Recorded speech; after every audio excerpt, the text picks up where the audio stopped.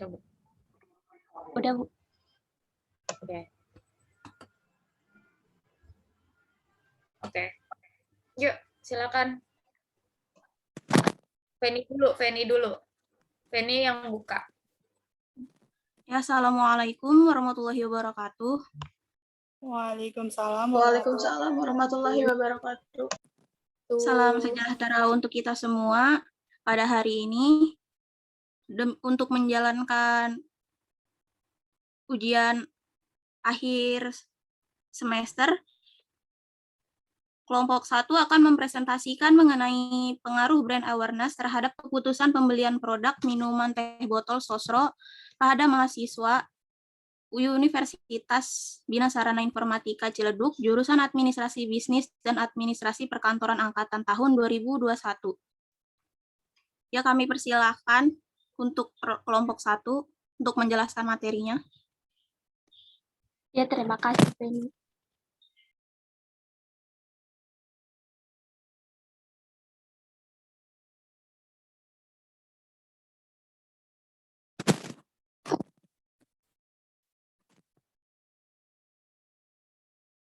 Selamat pagi, di sini kami dari kelompok 1 ingin mempresentasikan penelitian kami yang berjudul pengaruh brand awareness terhadap keputusan pembelian produk minuman teh botol sosro pada mahasiswa-mahasiswi UBSI Ciledug jurusan Administrasi Bisnis dan Administrasi Perkantoran angkatan tahun 2019.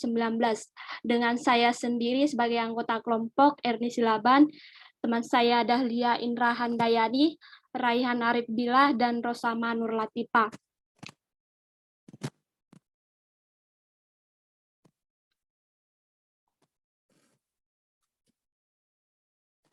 Adapun latar belakang yang kami buat untuk penelitian ini yaitu membangun merek merupakan hal yang terpenting agar dapat menciptakan kesadaran merek tersebut.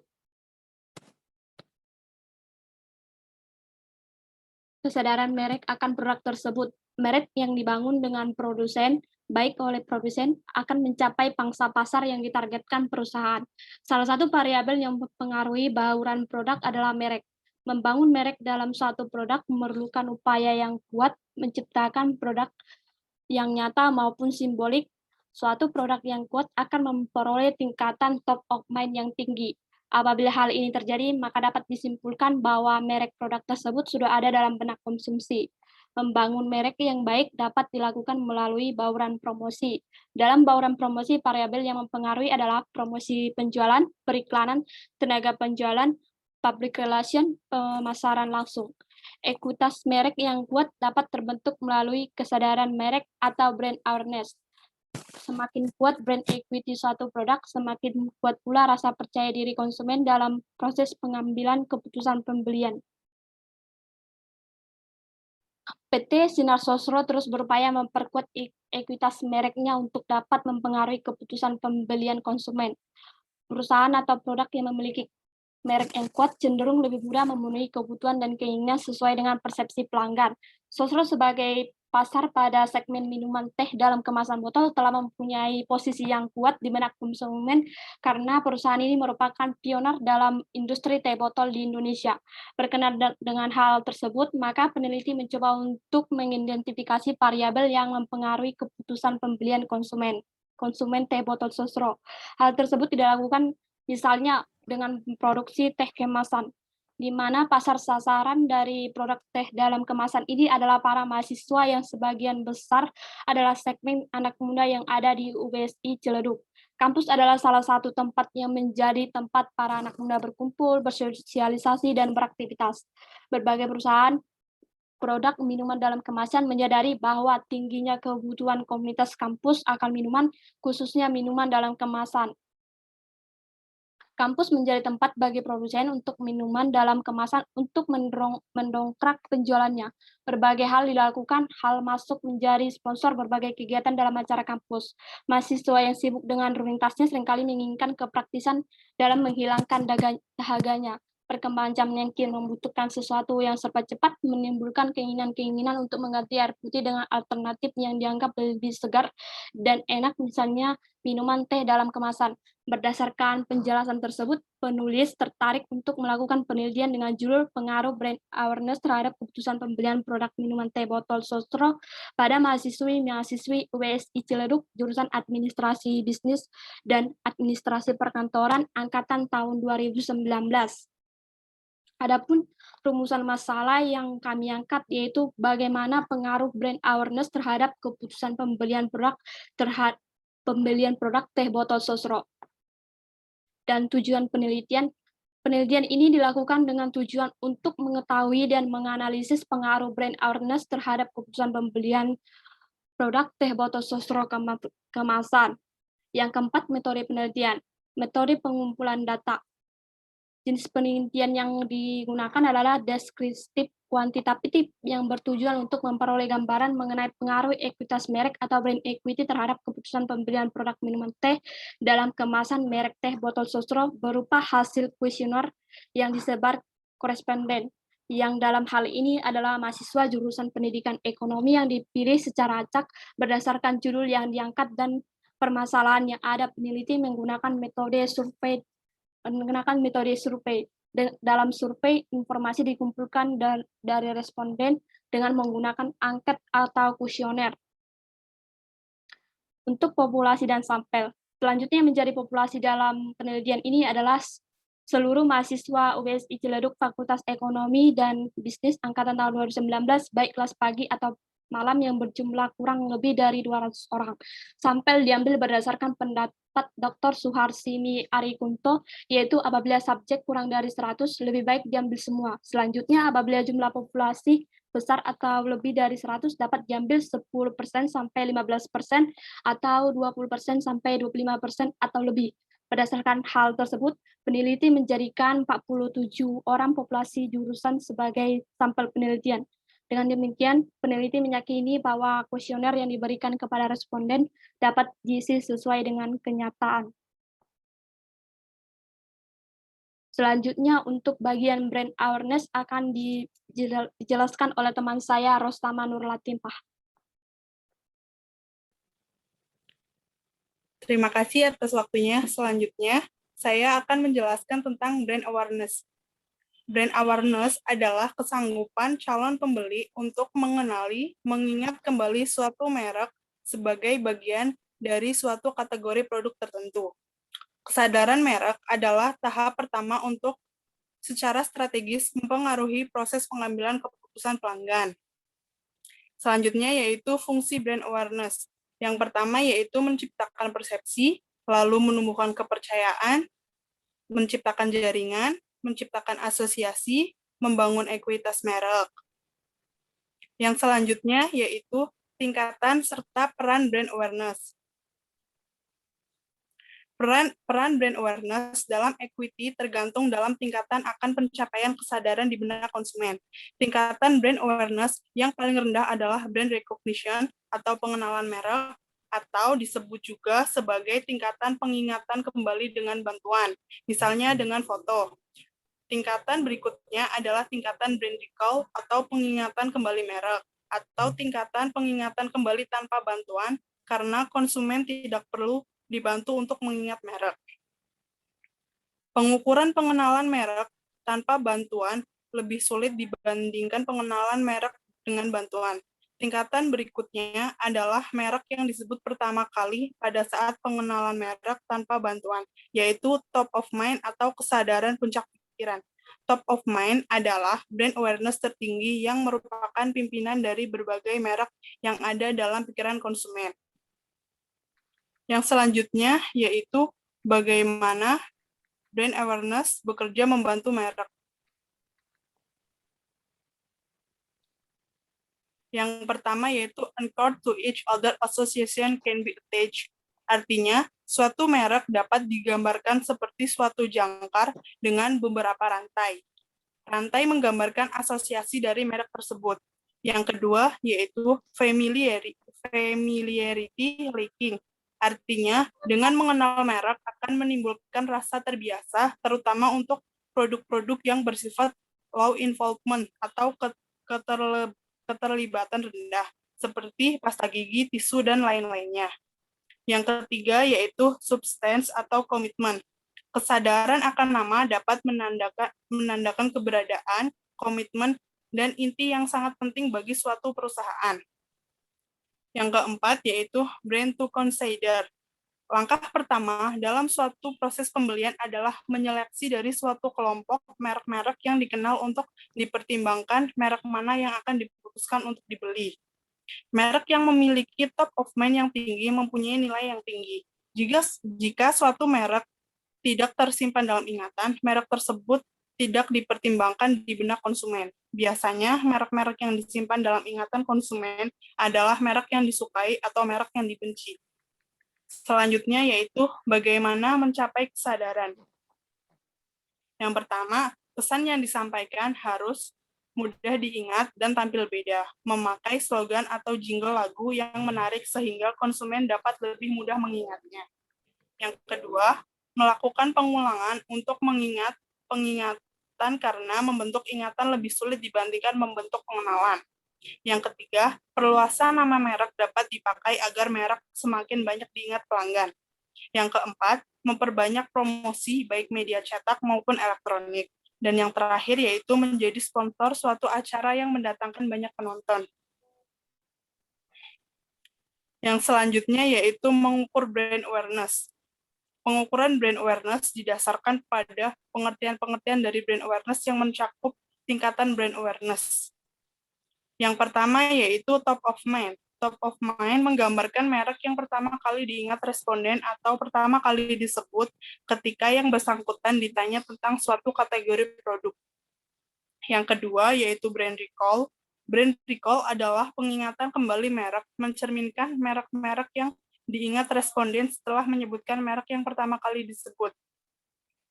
Yang ketiga yaitu brand recognition atau pengenalan brand awareness, merupakan pengukuran brand awareness di mana kesadaran diukur dan diberikan bantuan pertanyaan yang diajukan dibantu dengan menyebutkan ciri-ciri dari produk merek tersebut. Contohnya tadi menggunakan foto. Dan yang terakhir yaitu brand unaware. Untuk pengukuran brand unaware dilakukan observasi terhadap pertanyaan pengenalan brand awareness sebelumnya dengan melibatkan responden yang menjawab dengan jawaban yang tidak mengenali sama sekali atau yang menjawab tidak tahu ketika ditunjukkan foto produknya. Yang selanjutnya akan dilanjutkan penjelasan oleh rekan saya yaitu Raihan Arif Gilah. Terima kasih. Terima kasih kepada Saudari Erni dan Saudari Rosama yang telah memaparkan presentasi terlebih dahulu. Selanjutnya di sini saya akan membahas tentang pembahasan di bab 3, yaitu yang pertama tentang sejarah singkat atau profil singkat mengenai perusahaan Teh Botol Sosro. Jadi kalau teman-teman tahu di sini PT Sinar Sosro itu merupakan perusahaan teh siap minum pertama yang ada di Indonesia, yaitu dia itu berdiri pertama kali pada tahun 1940. Didirikannya itu oleh keluarga Sosro Jojo. Dia itu memulai usahanya itu pertama kali di kota Selawi, Jawa Tengah. Namun dia itu pertama kali bukan memproduksi teh kemasan, melainkan yaitu teh seduh atau teh seduh ya gitu ya, yang teh celup gitu dengan merek teh cap botol. Nah, barulah kalau teman-teman tahu di sini pada tahun 1969 dia baru mengeluarkan teh dalam kemasan yang bermerekkan dengan teh botol Sosro. Dan Sosro ini diambil dari nama tengah pendirinya tersebut yaitu Sosro Jojo. Gitu. Nah, setelah sejarah singkat atau profil singkat mengenai teh kemasan teh botol Sosro, selanjutnya di sini saya akan membahas tentang gambar umum responden yang kami ambil atau yang telah kami berikan anketnya. Untuk yang pertama, boleh di next saja. Gambaran umum responden ini merupakan dia itu menggambarkan karakteristik tentang responden yang akan mengenai keadaan, sifat atau ciri-ciri khusus yang dapat memberikan gambaran tentang keadaan responden tersebut. Nah, dalam penelitian ini kami meminta kepada para responden, di sini kami mengambil sebanyak 47 sampel untuk mengisi kuesioner yang berisi tentang pertanyaan yang berkaitan dengan indikator kesadaran merek atau awareness dan keputusan pembelian. Selain itu, responden juga diminta untuk menjawab mengenai data diri konsumen yang nantinya dibutuhkan dalam penelitian kita ini. Nah, untuk yang selanjutnya yaitu yang menjadi populasi dan sampel. Boleh di selanjutnya sebelumnya, Ernie. Lagi. Yes. Untuk yang selanjutnya, populasi dan sampel.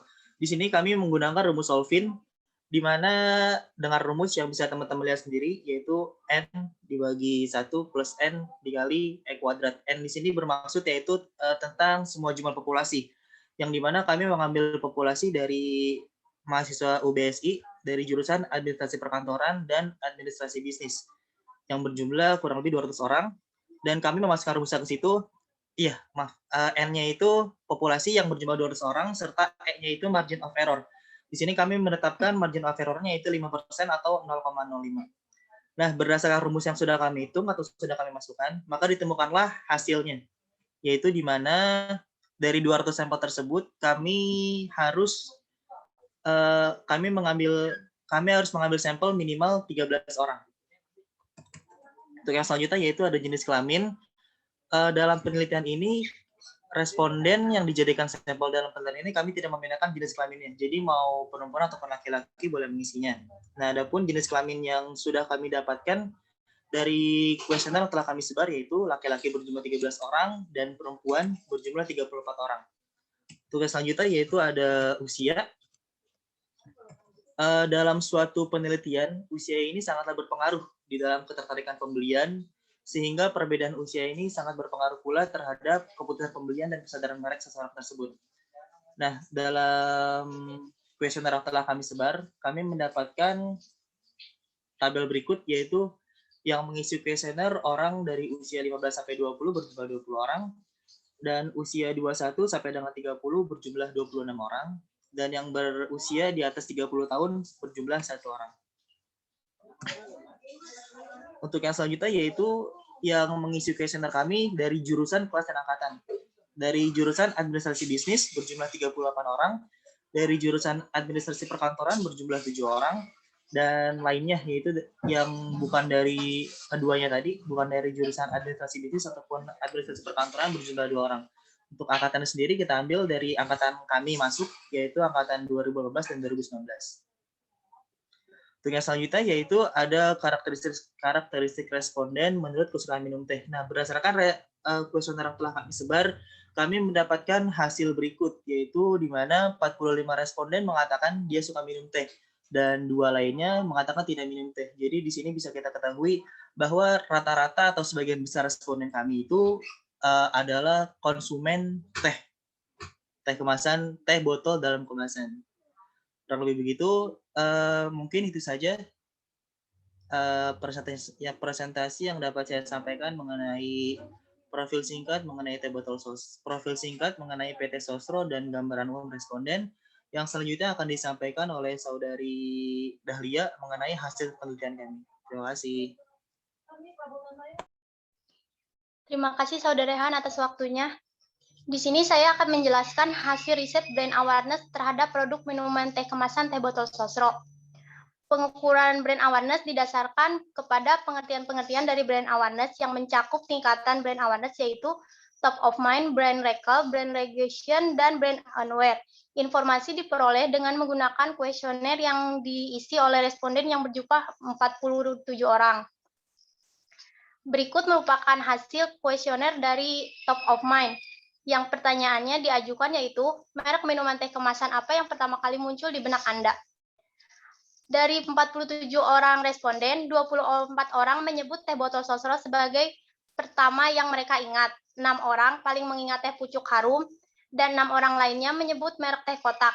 Hasil penelitian ini terbukti bahwa merek teh botol Sosro paling diingat oleh sebagian besar responden. Di tempat kedua ditempati oleh merek teh pucuk, dan hal ini mungkin karena 2 merek tersebut memegang pasar. Yang kedua adalah brand recall. Ini bisa ke hasil jawaban kuesioner berdasarkan pertanyaan yang diajukan yaitu sebutkan merek teh kemasan lain selain yang telah Anda sebutkan di atas. Hasil penelitian menunjukkan merek teh botol Sosro mempunyai tingkatan paling tinggi, yaitu 10 orang responden. Urutan kedua ditempati teh pucuk harum, urutan ketiga ditempati oleh New Green Tea, dan sisanya menjawab di luar merek teh dalam kemasan. Peringkat yang ideal di sini adalah peringkat yang rendah. Karena peringkat yang rendah berarti merek itu telah pertama kali diingat oleh responden. Maksud dari brand recall adalah merek yang disebut setelah merek yang pertama kali, artinya merek teh botol Sosro kebanyakan disebut sebagai top of mind, disusul oleh teh pucuk harum, teh kotak, dan New Green Tea. Yang ketiga adalah brand recognition. Ernie, selanjutnya.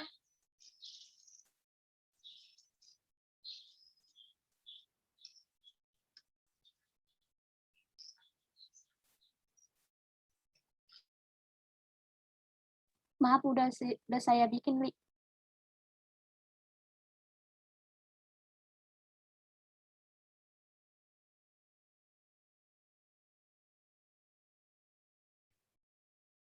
Ini sudah brand recognition. Siapa tadi yang presentasi? Kayaknya dari koneksi device Dahlia deh ini. Oh, iya, iya, iya. Dahlia ya? Iya, Bu. Iya, Dahlia nggak muncul nih di Ibu. Suruh keluar atau masuk lagi gitu deh. Coba deh di WA. Iya Bu, ini lagi kami bilangin.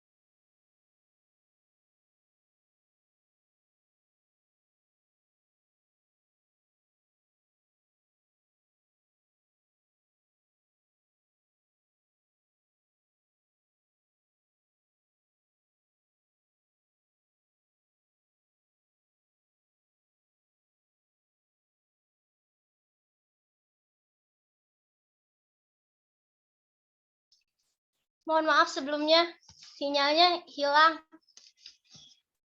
Mohon maaf, Bu. Iya, silahkan dilanjutkan, Nak. Selanjutnya yang ketiga adalah brand recognition. Untuk brand ini, kelompok kami mengajukan pertanyaan secara terbuka dengan memberikan pertanyaan untuk mengetahui apakah responden mengenal merek teh botol Sosro. Yang diajukan yaitu, apakah Anda mengenal minuman teh kemasan merek teh botol Sosro? Hasil penelitian menunjukkan bahwa semua responden mengingat akan keberadaan merek teh botol Sosro.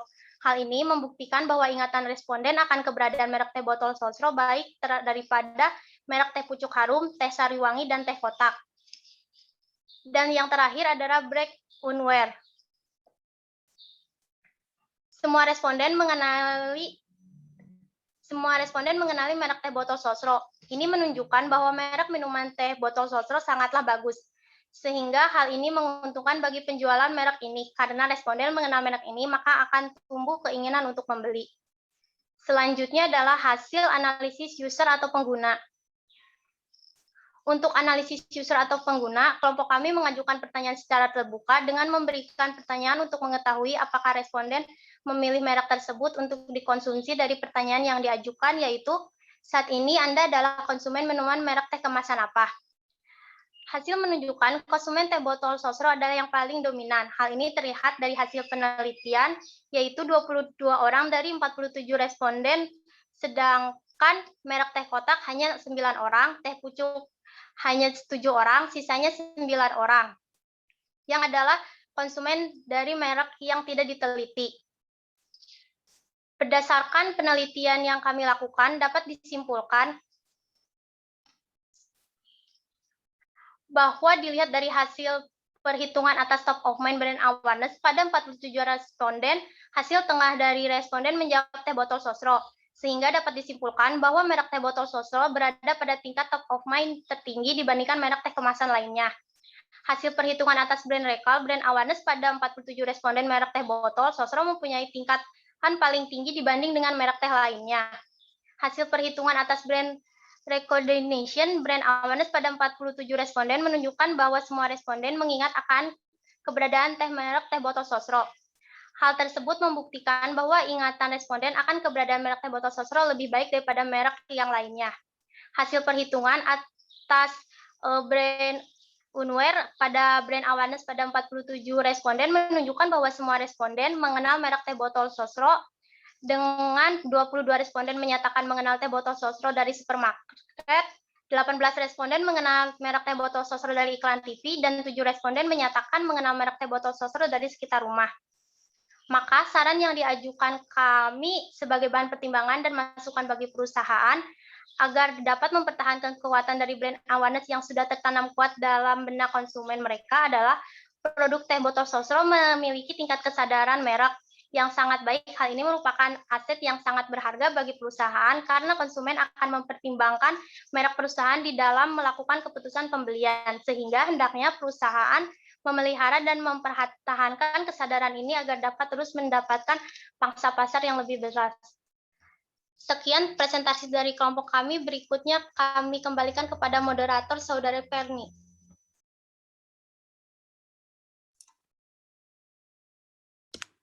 Terima kasih kepada kelompok 1 atas pemaparannya. Selanjutnya dipersilahkan jika kelompok lain ada yang ingin bertanya mengenai materi yang telah disampaikan oleh kelompok 1.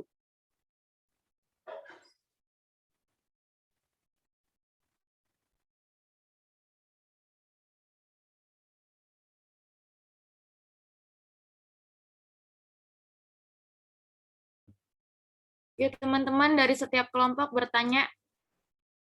3 penanya ya. Bu, saya mau nanya, Bu. Ya, silakan tanya langsung ke kelompoknya ya. Saya Farhan dari perwakilan kelompok 3 mau nanya, contoh apa saja yang menggambarkan bahwa brand awareness lebih positif atau lebih baik dari brand equity yang lainnya. Itu aja, Bu.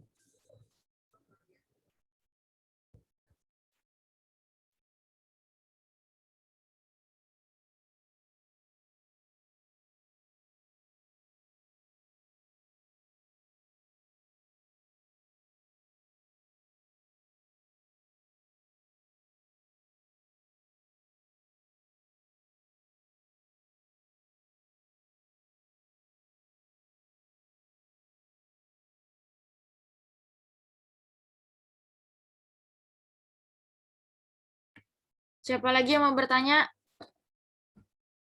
Udah dicatat belum pertanyaan temennya? Sudah, Bu.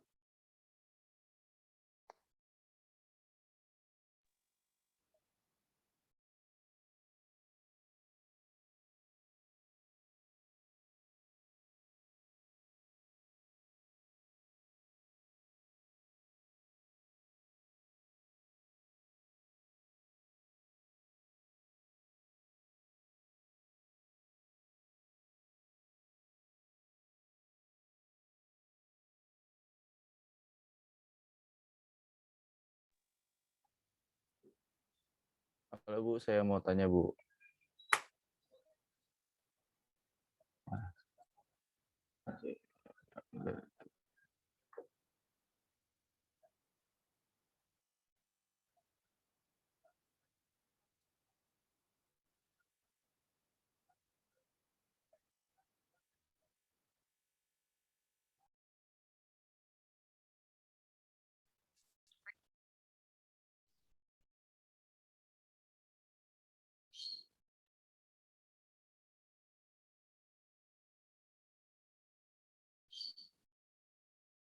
Iya, silakan aja bertanya langsung. Yang jadi moderatornya kan sudah ada.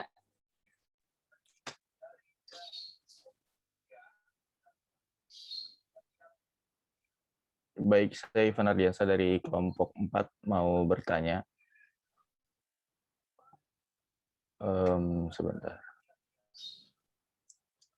Untuk menjaga agar produk tetap menjadi top of mind, gimana? Terima kasih.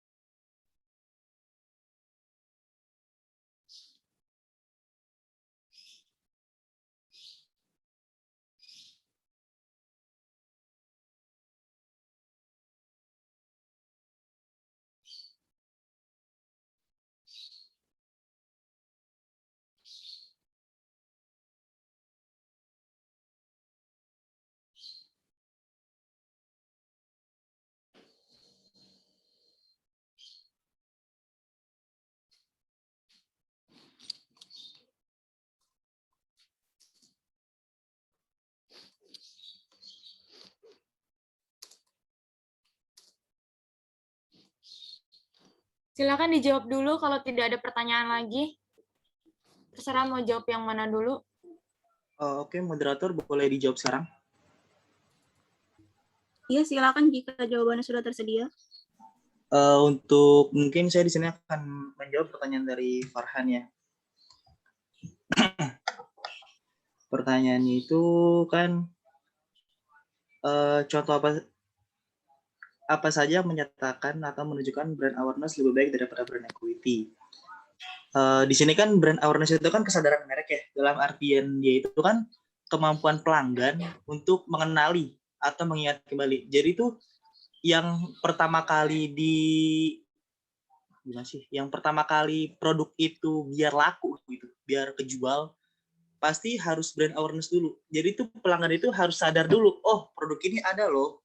Baru setelah itu dia mikirin persepsi kualitas dari keunggulan yang itu kan. Kalau persepsi kualitas itu kan yang perceived quality ya, dia itu kan lebih kepada keunggulan yang ditawarkan. Sedangkan asosiasi itu kan segala sesuatu yang terkait dengan memori pelanggan. Nah jadi kenapa sih kalau bisa saya bilang brand awareness itu terbaik ya, yang terbaik dari ekuitas merek lain, karena supaya produk itu dibeli atau dimiliki oleh seorang calon pelanggan atau customer, perusahaan itu harus mikirin dulu brand awareness terlebih dahulu, bagaimana produk kita biar dikenal atau biar diingat oleh calon pelanggan kita. Mungkin kurang lebih seperti itu. Kalau misalnya kurang puas atau masih ada kesalahan, bisa diperbaiki mungkin ya oleh Ibu Nisa. Terima kasih.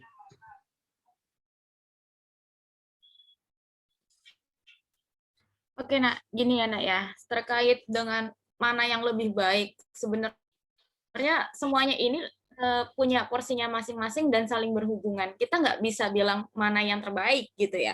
Karena semua faktor-faktor ini yang memang harus diperhatikan betul. Sama siapa? Sama si Teh Botol Sosro, sama si Aqua, kalau memang produknya Aqua, dan produk-produk yang lainnya. Terkait dengan yang tapi tadi ya yang teman kalian bilang quality. Nah, quality quality sama awareness itu dia saling satu sama lain saling berhubungan. Kalau awareness pasti ada hal yang bisa dibanggakan dari produk tersebut.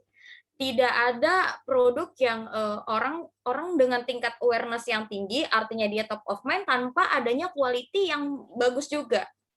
Apapun itu produknya, ya, mau itu HP, mau itu minuman dalam kemasan, makanan dalam kemasan dan lain-lain. Ketika dia sudah menjadi top of mind dan orang-orang aware dengan produk itu, berarti ada kualitas yang memang menjamin produknya. Jadi antara ekuitas satu dengan ekuitas lainnya itu saling berhubungan dan tidak ada yang lebih baik sebenarnya. Dan itu semua harus dipikirkan sama siapa? Sama perusahaan. Bagaimana perusahaan itu mengoptimalkan seluruh ekuitas merek gitu ya. Semuanya supaya produknya itu lebih unggul dari yang lain. Itu yang akan ditampilkan sama perusahaan. Nah, ketika perusahaan sudahnya sadar ya bahwa segala sesuatunya itu nggak ada yang sempurna, ada juga cacatnya, istilahnya gitu ya, ada yang mungkin berbeda dengan produk lain, atau mungkin penjualannya menurun, itu yang harus dikaji. Apa yang harus dikaji? Ya, kesalahan-kesalahan apa yang mungkin telah dibuat atau pernah dibuat, atau mungkin saat ini sedang menjadi buah bibir daripada masyarakat. Apa yang diomongin? Kayak kemarin ada produk ya salah satu minuman juga dalam kemasan yang istilahnya walaupun dia menjadi top of mind, ternyata kita bisa bersaing nih dari kualitinya. Masih banyak minuman dalam kemasan air mineral yang jauh lebih baik ternyata dari si top of mind itu. Dan tapi semua orang belum sadar, belum aware. Coba kalau semua orang aware dengan produk minuman dalam kemasan minuman mineral lain ya, mungkin mereka akan berpindah dari yang tadinya suka beli si A menjadi beli si P atau beli si B gitu. Paham ya? Jadi antara satu ekuitas dengan ekuitasnya yang lain itu saling berhubungan atau saling terkait satu sama lain. Nah, tidak ada yang lebih baik, tidak ada yang lebih buruk, tidak ada yang harus diagung-agungkan, semuanya harus tetap menjadi yang utama, yang harus dipikirkan, yang harus di-manage atau di-maintain oleh si perusahaan. Kalau menurut Ibu seperti itu. Ya, karena apapun yang sudah menjadi top of mind, artinya brand awareness-nya itu kuat gitu ya, terkait dengan satu produk, tentunya itu juga ditunjang dari kualitas yang baik. Yang tadi temannya sampaikan apa dibandingkan dengan yang quality ya. Tentunya itu saling berhubungan. Kalau menurut Ibu sependapat nggak teman-teman yang lain? Oh, sependapat banget, Bu. Jelas banget itu, makasih banget, Bu. Masya Allah. Nah, iya, jadi nggak ada yang ini brand awareness itu lebih baik nggak ya, Nak ya? Jangan berpikiran seperti itu. Kalau brand awareness-nya produknya itu memang dipercaya sama orang, ya kan? Makanya di sini katakan fungsi dari brand awareness apa? Menciptakan persepsi, menumbuhkan kepercayaan, menciptakan jaringan dan lain-lainnya ya. Nah, kalau udah sampai dengan kepercayaan, apalagi nanti ada yang namanya loyalty, nah sampai dengan seorang konsumen bisa mempercaya dan bahkan menjadi orang yang loyal terhadap produk tersebut, ya, yang bisa merekomendasikan produk tersebut ke orang lain, tentunya itu adalah produk yang bagus, ya enggak? Termasuk ke kualitas yang terbaik juga. Gitu ya, itu. Oke, yang kedua mungkin bisa dijawab sama siapa, terserah, boleh silahkan.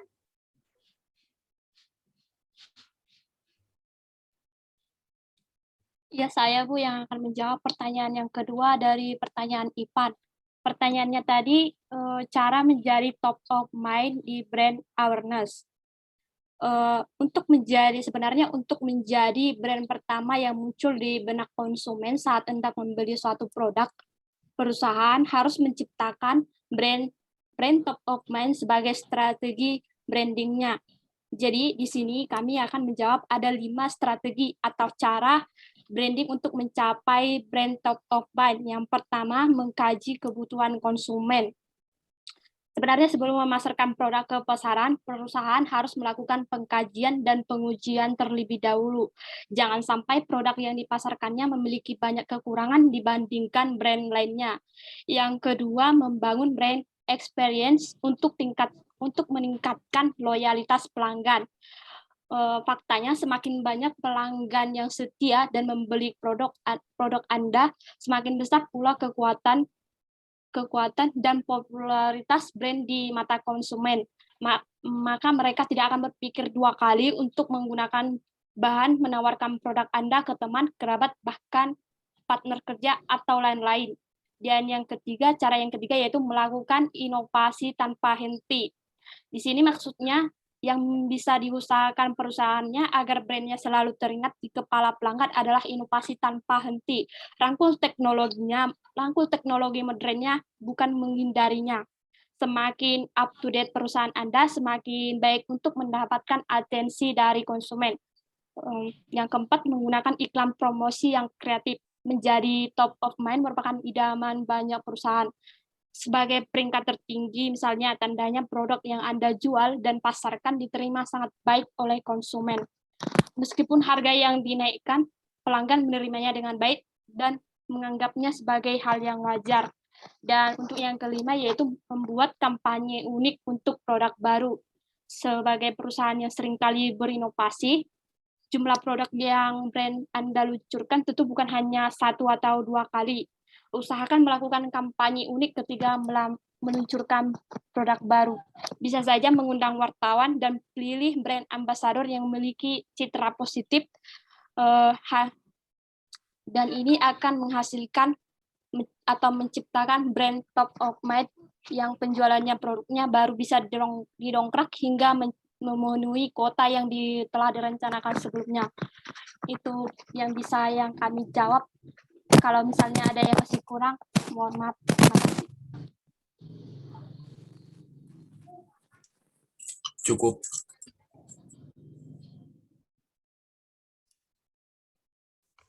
Terima kasih kelompok 1 atas jawabannya. Apakah kelompok lain dirasa cukup atau masih ada kelompok lain yang ingin mengajukan pertanyaan? Saya mau bertanya. Satu lagi ya. Saya Novia Amanda, perwakilan dari kelompok 5 ingin bertanya. Bagaimana cara PT Teh Botol Sosro dalam mempertahankan brand awareness-nya? Terima kasih.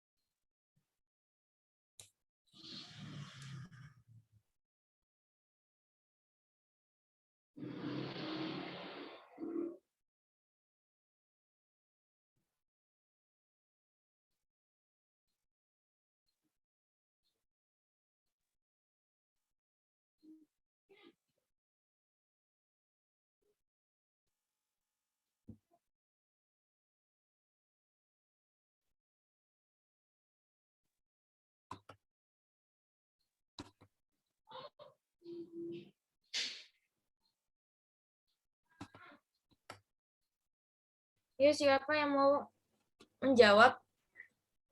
Kalau yang tadi teman kalian Erni itu menjawabnya dengan panjang kali lebar ya. Erni itu adalah bahasa buku atau bahasa internet, Erni? Tadi saya ngambilnya dari internet. Ngambil dari internet. Iya. Ya, kalau misalkan memang sih gini ya, kalau presentasi itu kan kalau ketika ada yang bertanya memang kita harus menjelaskan kayak gini nih, kayak ibu ke kalian menjelaskan. Kalau takutnya pesan itu nggak sampai ke temennya atau kurang paham. Jadi kalaupun emang dapat dari internet, jelaskan lagi dengan bahasanya kamu seharusnya kayak gitu ya. Takutnya teman-temannya nggak paham dengan apa yang dibicarakan, yang apalagi kan membaca dengan menjelaskan tentunya berbeda ya Nak ya. Kayak kita ngobrol sama teman aja, baca buku begini gini gini gini gini gini gitu loh maksudnya. Jadinya apa namanya? Kalau kita bacakan tentunya kurang tepat aja caranya gitu ya. Jadi nanti mungkin next cara penjawabnya lebih dengan bahasanya aja kalian gitu biar bisa mudah dipahamin kan nggak semua orang bisa memahami ya teman-temannya di sini belum tentu semuanya bisa memahami bahasa yang ada di internet atau cara penjawabannya seperti itu gitu. Ayo next siapa yang mau menjawab pertanyaan Novi Amanda?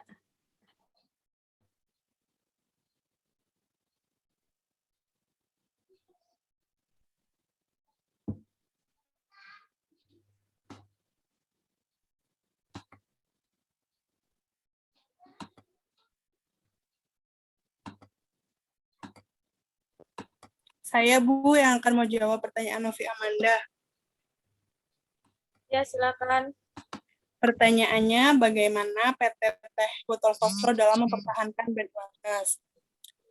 Yang pertama yaitu mengencangkan promosi secara online, misalnya di iklan-iklan. Lalu menggunakan kemasan khusus yang mencerminkan brand dari produk Teh Botol Sosro tersebut. Lalu menjaga kesetiaan konsumen terhadap produk. Lalu memanfaatkan peran influencer untuk mempromosikan produk. Dan juga mensponsori acara-acara tertentu supaya brand awareness-nya itu tetap terjaga.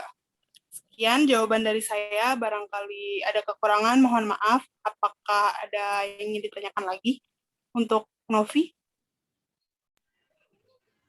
Cukup jelas, Ocha. Ya bagus Ocha. Ya, kalau semakin banyak promosi, tentunya orang semakin aware, semakin kenal ya dengan produk tersebut. Mungkin kalau sudah ditutup dulu moderator.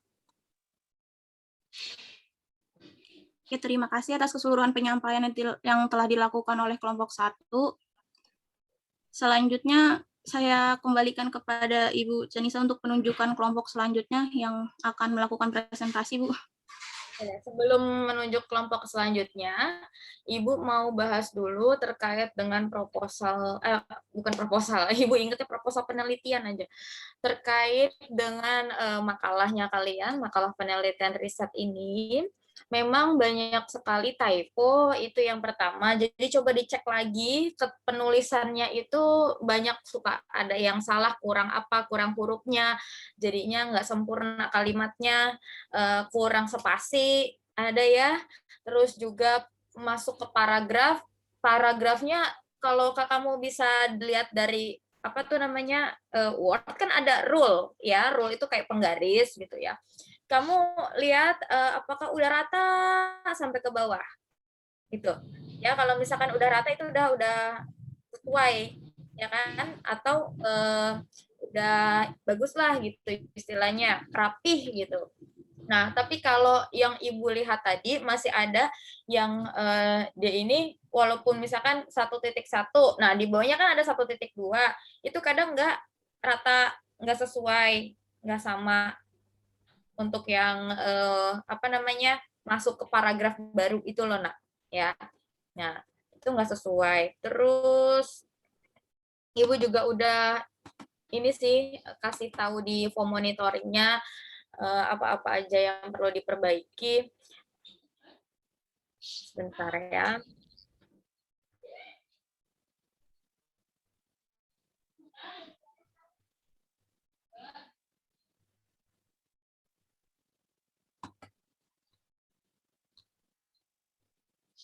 Ya teknik penulisannya ya, lebih ke teknik. Terus udah gitu ini judul-judul tabelnya atau gambar. Jadi ketika kamu membuat ini proposal ataupun makalah, kalau disuruh bikin tabel atau gambar atau ada gambar ada tabelnya, buat di situ tabel 1, misalkan data responden menurut jenis kelaminnya, ada judulnya di situ ya.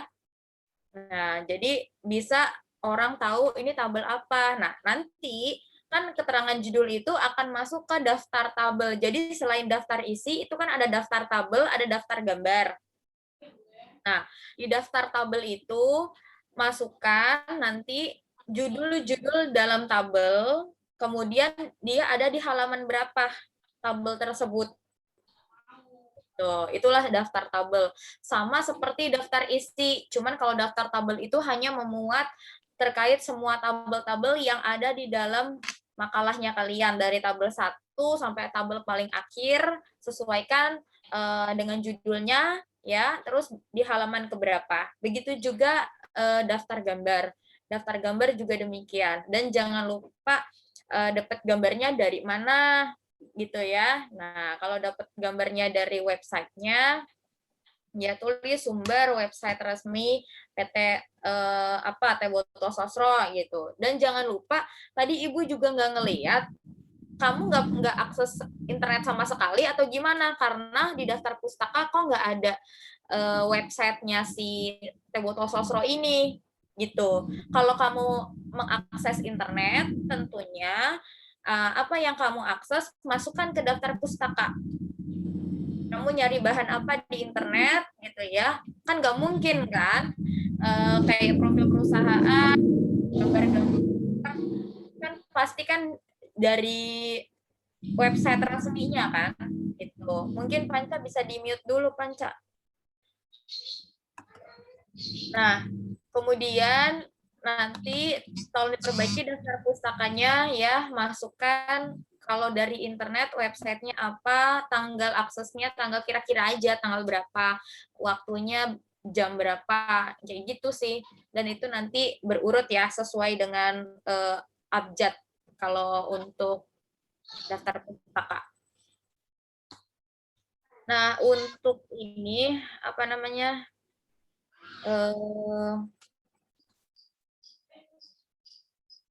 Slide presentasi memang kan dinilai juga ini presentasi, mulai dari slide-nya lah, artikulasinya kalian, cara kalian menjawab dan sebagainya macamnya deh, macam-macam. Pokoknya kalau kalian mau tahu terkait dengan apa aja yang dinilai sama Ibu, itu ada di RTM-nya kalian. Untuk slide ini udah bagus ya. Mungkin ada juga yang ada yang tulisannya nggak kebaca karena banyak ininya nih gambarnya gitu, kehalang sama aksesoris gambarnya. Mungkin nanti the next mungkin bisa diatur lagi gitu ya, gambar itu jangan sampai mengenai daripada tulisannya supaya enak membacanya gitu. Itu aja ya. Mungkin next siapa yang mau presentasi, silakan. Yang ada sekarang. Bu, makasih banyak ya. Iya, sama-sama. Nanti tinggal diperbaiki aja. Pertemuan ke-15 itu kita udah close the door. Artinya apa? Udah terakhir, udah nggak ada lagi yang memperbaiki karena nilainya mau masuk. Jadi pertemuan ke-15 minggu depan, Ibu udah stop perbaikan. Kalau sekarang masih bisa perbaikan ya, Nak ya. Baik, Bu. Terima kasih banyak. Terus yang lain mungkin silakan mau ini presentasi.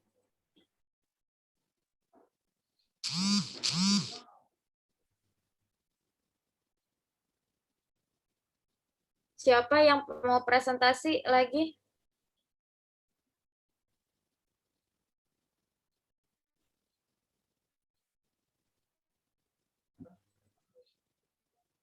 Yuk, yang mau presentasi. Nggak ada lagi yang mau presentasi nih.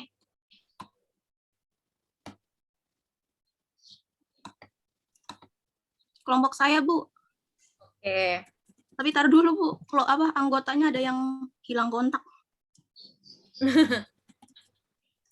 Hadiro. Oh, yaudah. Sel. PPT. Ya, sebentar. Oke. Yang jadi moderatornya siapa nih? Gantian.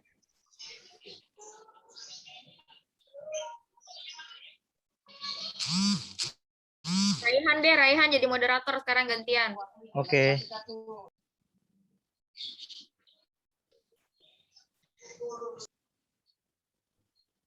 Si Raihan ini sepertinya calon-calon pemimpin nih, Bu, lihat nih kayaknya. Astagfirullahaladzim. Bener. Amin. Amin dong harusnya. Amin, ya Allah.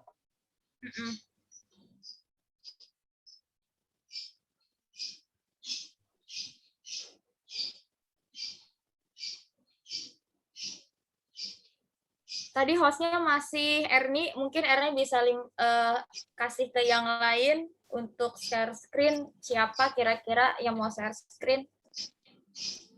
Saya, Bu, tunggu sebentar, Bu. Ya, kasih Erni, biar dia jadi host. Ya, untuk Sally, silakan di share screen PowerPoint-nya dan presentasinya. Terima kasih. Baik, terima kasih. Ini kamu masih jadi host ya, Erni? Maksudnya Make a host. ya kan? Sally, nanti kamu yang jadi hostnya biar bisa share screen. Erni pindahkan hostnya ke Sally. Baik, Bu. Tinggal diklik kanan aja tuh, yang di kanan. Kan ada more.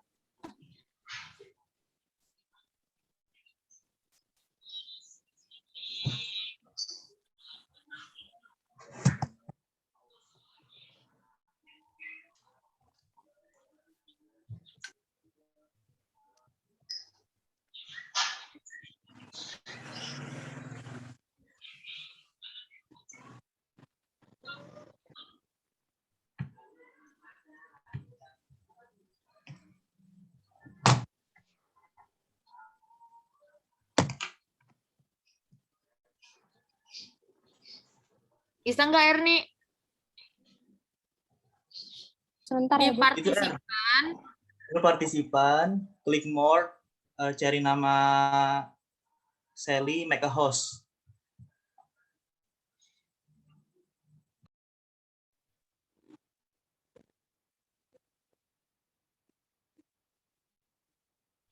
Ya, kita jadi belajar ya, banyak belajar nih pandemi kayak gini, jadi harus pinter ini itu. Udah, Bu. Oke.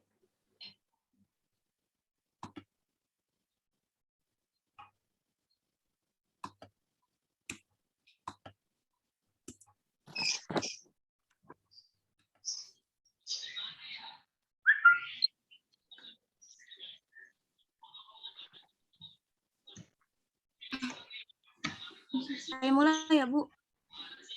Iya. Assalamualaikum warahmatullahi wabarakatuh. Waalaikumsalam warahmatullahi wabarakatuh.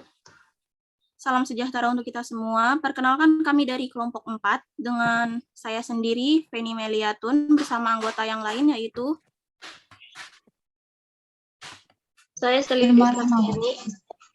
Dan saya Irma Rahmawati. Saya Ivan Ardiansyah.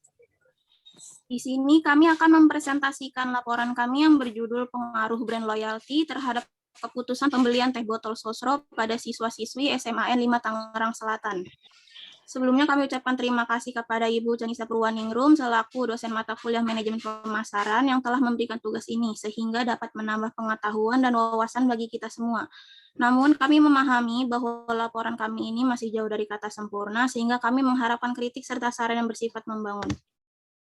Masuk ke pembahasan, seperti yang kita tahu bahwa di zaman sekarang ini persaingan dalam dunia bisnis semakin ketat dan di sisi lain pelanggan saat ini menghadapi beraneka ragam pilihan merek. Sebagaimana judul laporan kami yang membahas brand loyalty pada produk teh botol Sosro, brand loyalty ini merupakan suatu konsep yang penting dalam strategi pemasaran. Keberadaan konsumen yang loyal pada merek sangat diperlukan agar perusahaan dapat bertahan. Menurut Shannars tahun 1991, pada dasarnya tujuan dari suatu bisnis adalah untuk menciptakan para pelanggan yang merasa puas.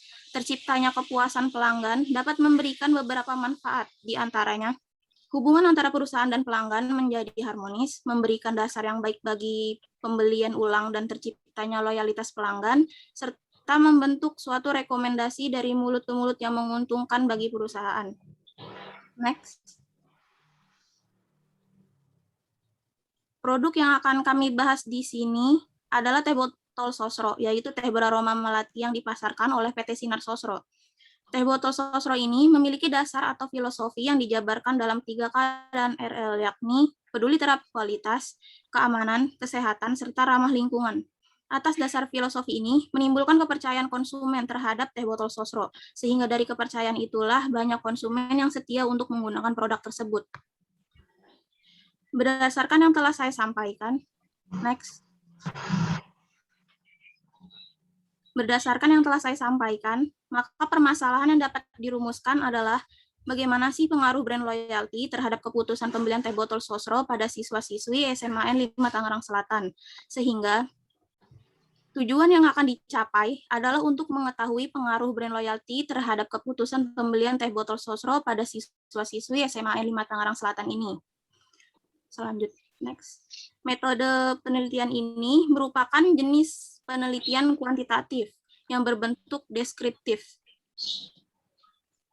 yang dimana penelitian ini bertujuan untuk mencari tahu mengenai elemen brand loyalty pada produk teh botol Sosro. Objek penelitian ini adalah elemen brand loyalty pada produk teh botol Sosro di SMAN 5 Tangerang Selatan.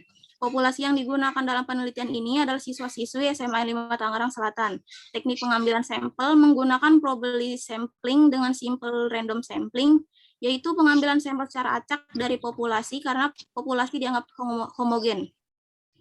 Dengan menggunakan rumus Lovin, maka didapat sampel sebesar 50 responden.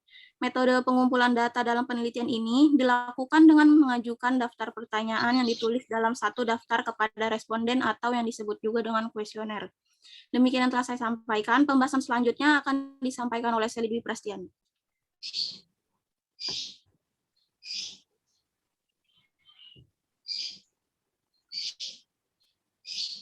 Saya akan melanjutkan tentang loyalitas merek atau brand loyalty. Menurut Chipman dalam Yudianto 2010, loyalitas merek adalah suatu bentuk sikap dan perilaku konsumen terhadap suatu merek. Lalu menurut Arnold dalam Putih 2011, mendefinisikan bahwa loyalitas merek adalah komitmen konsumen untuk melakukan pembelian ulang terhadap merek tertentu secara konsisten pada masa yang akan datang, tanpa terpengaruhi adanya situasi dan usaha pemasaran dari merek lain yang dapat berpotensi membuat konsumen tersebut berpindah merek. Lalu sini ada fungsi brand loyalty. Yang pertama adalah reduce marketing cost atau mengurangi biaya pemasaran. Dalam kaitannya dengan biaya pemasaran akan lebih murah mempertahankan pelanggan dibandingkan dengan upaya untuk mendapatkan pelanggan baru.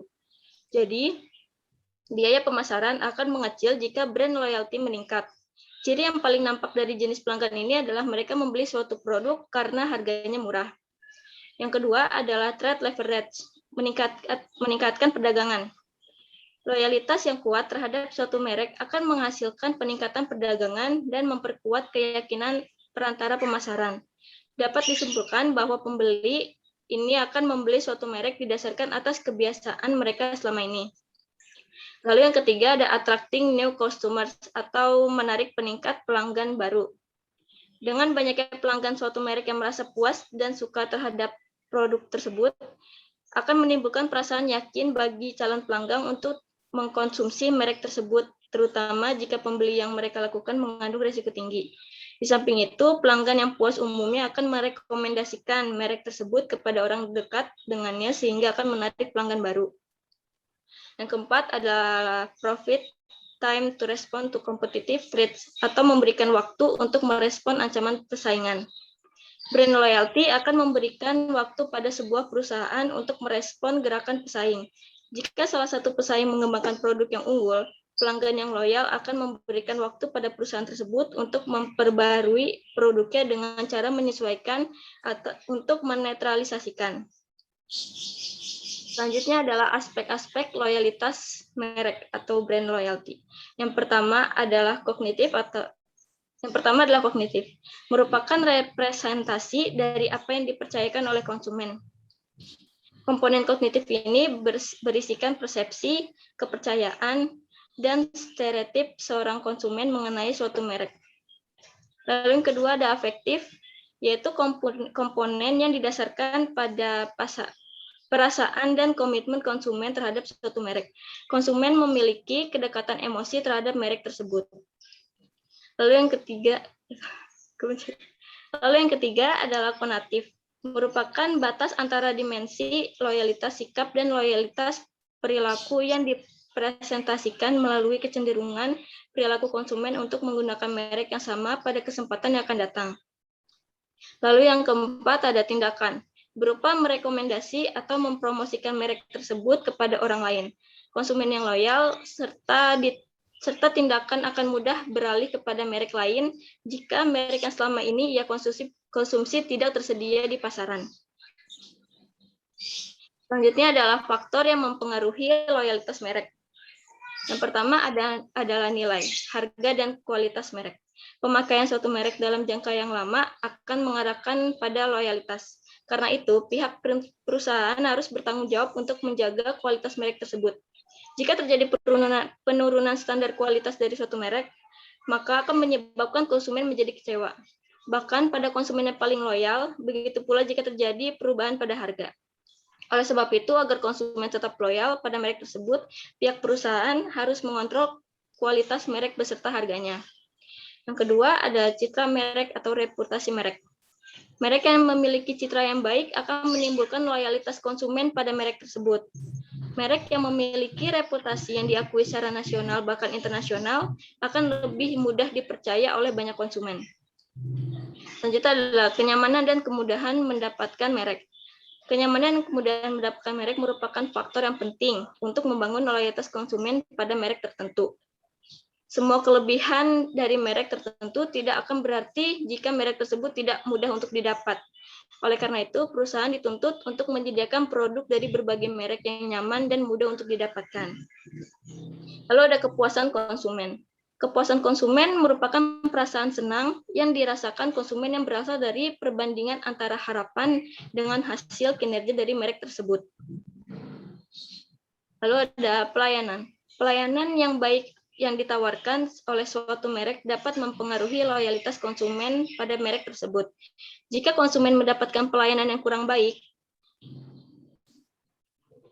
dari merek tertentu, maka konsumen akan merasa kecewa sehingga dapat membuat konsumen tersebut akan beralih ke merek yang lain. Lalu ada garansi atau jaminan. Garansi atau jaminan yang telah diberikan kepada konsumen saat membeli produk dari merek tertentu tidak semua memanfaatkannya. Namun dengan adanya penawaran garansi atau jaminan, hal ini akan menambah nilai lebih terhadap merek tersebut. Selanjutnya adalah tingkatan loyalitas merek. Yang pertama adalah switcher atau price buyer. Pembeli yang berpindah-pindah adalah tingkat loyalitas yang paling besar. Semakin sering pembeli konsumen berpindah dari suatu merek ke merek yang lain, mengindikasikan bahwa mereka tidak loyal. Semua merek dianggap memadahi dalam hal ini, merek memegang peranan yang kecil dalam keputusan pembelian. Lalu yang kedua ada habitual buyer, atau pembeli yang bersifat kebiasaan. Adalah pembeli yang tidak mengalami ketidakpuasan dalam mengonsumsi suatu merek. Tidak ada alasan yang kuat baginya membeli merek suatu produk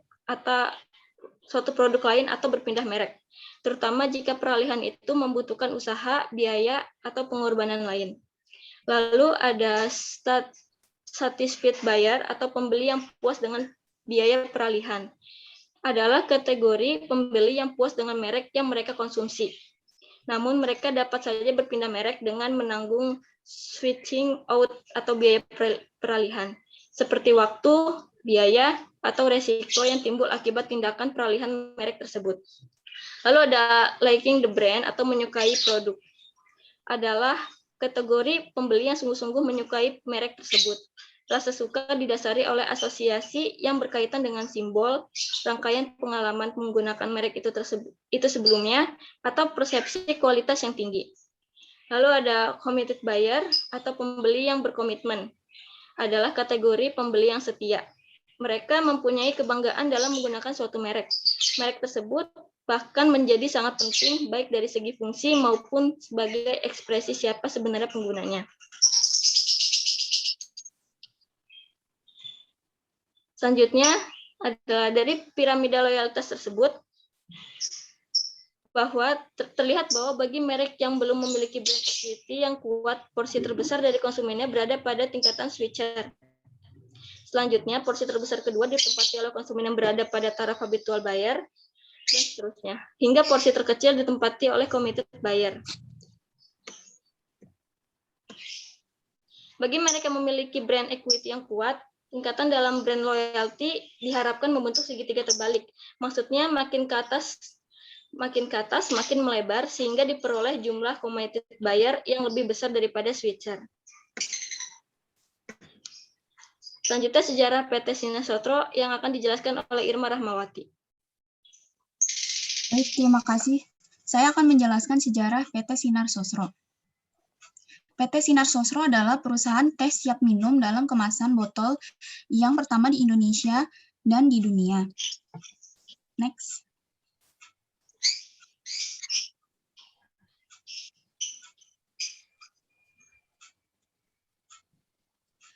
Pada tahun 1940, keluarga Sosro Jojo memulai usahanya di Kota Selawi, Jawa Tengah dengan memproduksi dan memasarkan teh seduh dengan merek teh cap botol. Pada tahun 1960, keluarga Sosrojo hijrah ke Jakarta untuk mengembangkan usahanya bersama dengan saudara-saudaranya. Pada tahun 1965, memperkenalkan teh cap botol ini dengan melakukan strategi cicip rasa, yaitu mendatangi pusat-pusat keramaian seperti pasar. Next.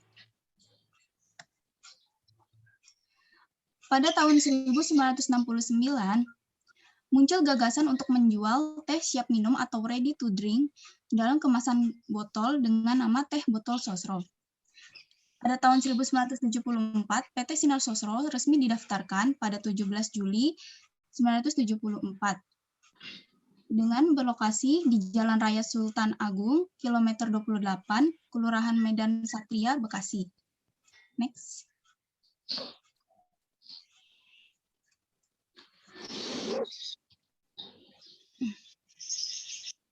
Next cell. Okay. Visi dan misi.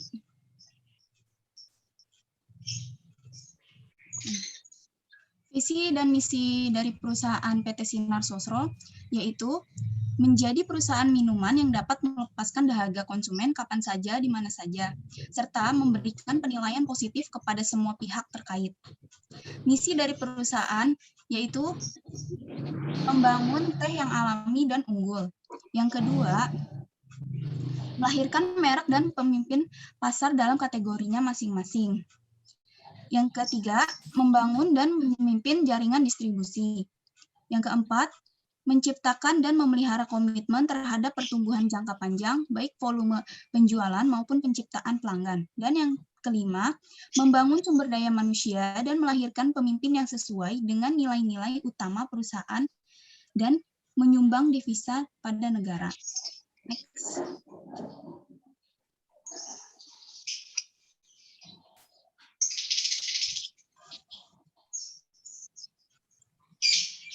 Lalu selanjutnya di sini ada gambaran umum responden. Populasi yang diteliti pada penelitian ini adalah siswa-siswi dari SMA Negeri 5 Tangerang Selatan dengan jumlah 100 orang.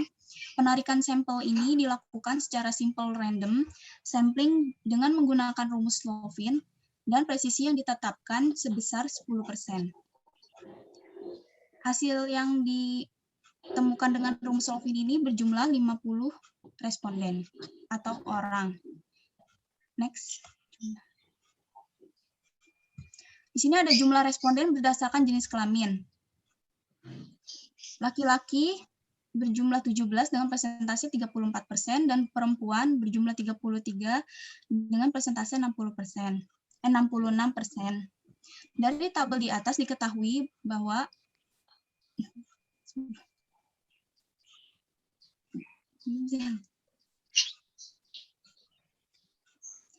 laki-laki terdapat 17 orang dengan persentase 34% dan perempuan 33 orang dengan 66%.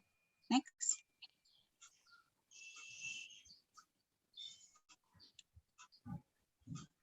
Lalu di sini ada jumlah responden berdasarkan usia. Dalam tabel, umur 15 tahun dengan frekuensi 4 dan persentase 8%. Umur 16 tahun, frekuensi 12 dengan persentase 24%. Umur 17 tahun, frekuensi 15, persentase 30%. Dan umur 18 tahun dengan frekuensi 19 dengan persentase 38%. Tabel di atas menunjukkan bahwa dari data yang diperoleh responden sebanyak berusia 18 tahun, yaitu sebanyak 19 orang dengan hasil 38%,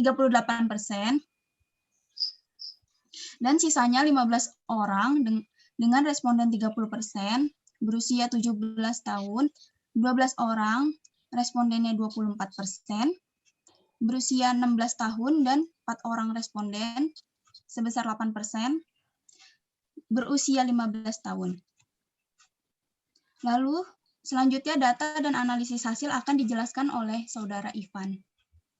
Oke, baik. Terima kasih Saudari Irma. Selanjutnya data dan analisis hasil.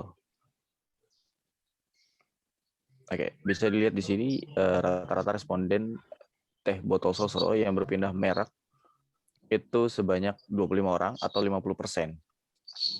Oke. Dengan demikian, nilai rata-rata responden atau switcher tersebut 3,44, yang artinya dari 3,4 sampai 4,2 itu termasuk ke dalam kategori baik. Oke, selanjutnya. Next.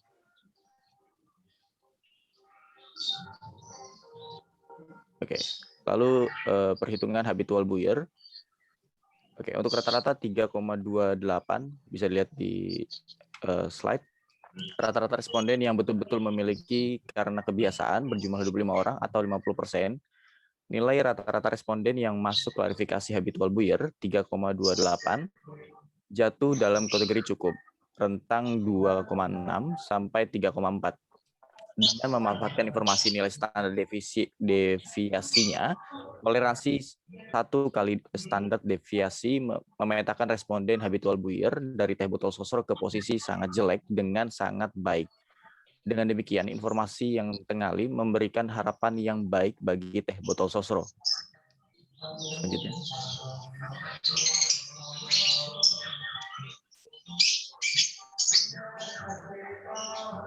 Nah, ini kebanyakan responden merasa puas pada produk teh botol sosro.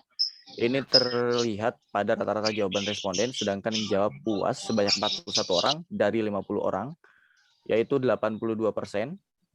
Nilai rata-rata responden tersebut masuk dalam kategori baik, rentang 3,4 sampai 42.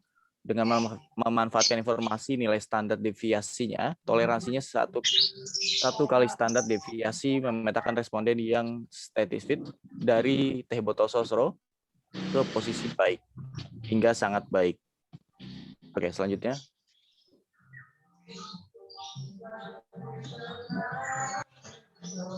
Nah, dari responden yang setuju bahwa mereka menyukai teh botol sosro, terbukti dari jawaban rata-rata responden yang benar-benar menyukai teh botol sosro sebanyak 38 orang atau 76%. Nilai rata-rata responden yang benar-benar berada pada tingkat loyalitas liking the brand tersebut 3,96, masuk dalam kategori baik. Oke, bisa di next.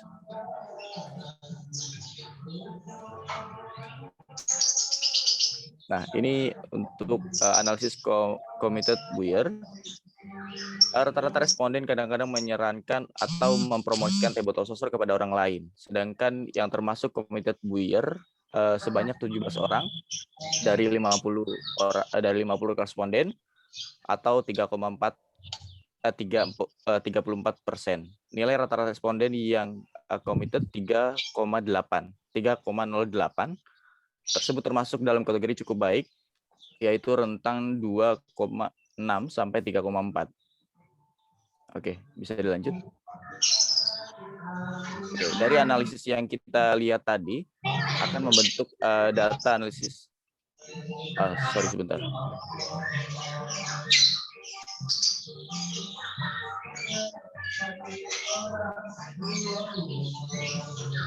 Bisa di-mute nggak yang dangdutan tuh?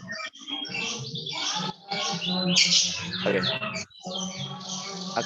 Dari analisis yang kita lihat tadi akan membentuk piramida brand loyalty. Dari gambar di atas terlihat bahwa produk teh botol sosro sudah cukup baik karena bentuk piramidanya semakin ke atas semakin melebar, tetapi pada level leaking the brand dan committed buyer terlihat mulai mengecil. Hal ini yang harus merupakan masalah yang harus dipecahkan oleh manajemen teh botol sosro. Oke, lanjut ke kesimpulan. Nah, berdasarkan hasil penelitian mengenai pengaruh brand loyalty terhadap keputusan pembelian teh botol sosro pada siswa dan siswi SMAN 5 Tangerang Selatan, maka dapat ditarik kesimpulan bahwa minuman teh botol sosro mempunyai konsumen paling banyak pada tingkat statistik buyer, yaitu 41 responden dari 50 responden, yaitu sebanyak 82%. Lalu urutan kedua didominasi pada tingkat liking the brand, yaitu 38 responden atau 76% menjawab benar-benar menyukai teh botol sosro. Yang selanjutnya yang ketiga, urutan ketiga didominasi pada tingkat switcher dan habitual buyer, di mana mereka seimbang dengan 25 responden atau 50%. Sedangkan untuk urutan terakhir didominasi oleh committed buyer, yaitu 17 responden atau 34%. Oke, beberapa saran yang dapat dijadikan masukan bagi pihak perusahaan Sinar Sosro sebagai produsen teh botol sosro adalah sebagai berikut. Perusahaan sebaiknya melakukan tuning buyer into believer, yaitu perusahaan harus bisa menjadikan pembeli percaya kepada produk teh botol sosro agar loyalitas konsumen tetap terjaga dengan cara menjamin produk mereka dengan sehat. Yang kedua, perusahaan dalam waktu dekat perlu meningkatkan kualitas atribut produk yang masuk dalam prioritas utama, yaitu memperjelas tulis label tanpa bahan pengawet, menempatkan atribut produk pada posisi yang dapat dilihat oleh konsumen, memberikan keterangan bahwa produk steril dan aman dikonsumsi, memperjelas tulisan tanggal kadaluarsa pada kemasan, membuat slogan menyatakan teh botol sosro dapat diminum segala suasana, mempertahankan harga yang ditambah peningkatan kualitas produk, dan perusahaan harus menyediakan layanan fasilitas untuk kemudahan akses pembelian. Mungkin itu saja yang bisa disampaikan dari kelompok kami. Saya kembalikan ke moderator. Oke, terima kasih banyak kepada kelompok Feni, Irma, saya, dan Ivan Ardiansyah yang telah menyampaikan pemaparan materinya mengenai pengaruh brand loyalty terhadap keputusan pembelian teh botol sosro pada siswa dan siswi SMA N5 Tangerang Selatan. Terima kasih atas penyampaian materinya, sangat singkat, padat, dan jelas. Mungkin langsung saja kita masuk ke sesi berikutnya, yaitu sesi tanya-jawab bagi para peserta atau partisipan yang mungkin memiliki pertanyaan atau masih kurang jelas terhadap materi yang telah disampaikan oleh kelompok Fedi dan kawan-kawan tadi, bisa langsung mencantumkan pertanyaan di chat box atau unmute mic-nya dan bisa langsung menyampaikannya kepada kelompok tersebut. Terima kasih. Silakan kepada partisipan yang ingin bertanya.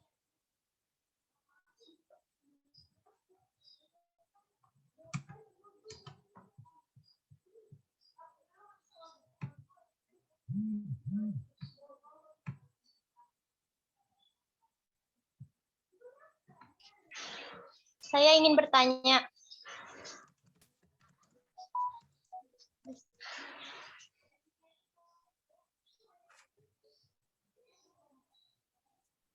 Oke. Saya Dahlia lanjut. dari kelompok 1 ingin bertanya. Faktor-faktor apa saja yang menentukan loyalitas pelanggan terhadap merek teh botol Sosro?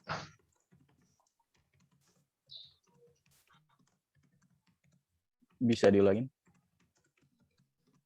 Faktor-faktor apa saja yang menentukan loyalitas pelanggan terhadap merek teh botol Sosro?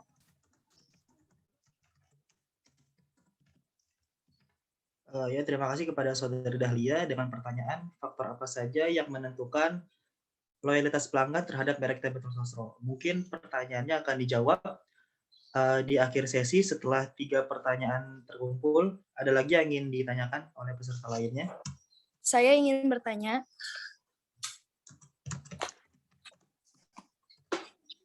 Saya Putri Aisyah Widasari dari kelompok 3 ingin bertanya. Apakah merek cukup kuat untuk membuat pelanggan kembali lagi untuk membeli? Boleh diulang, Putri? Suaranya agak terputus. Apakah merek cukup kuat untuk membuat pelanggan kembali untuk membeli?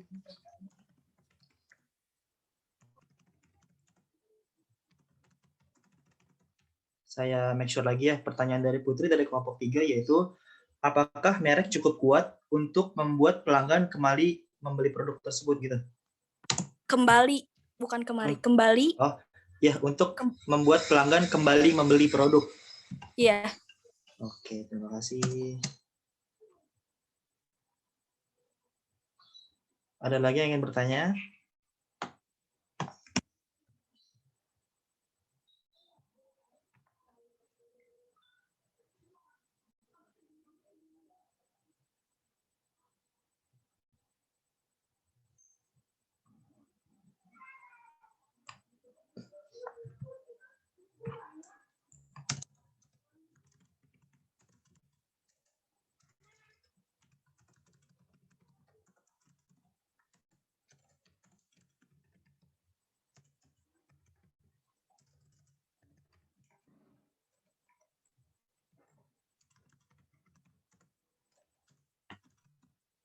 Dijawab dulu aja kalau enggak. Ya, mungkin sambil menunggu pertanyaan selanjutnya, dari kelompok Fedi dan kawan-kawan bisa langsung dijawab mungkin kalau udah ada jawabannya ya.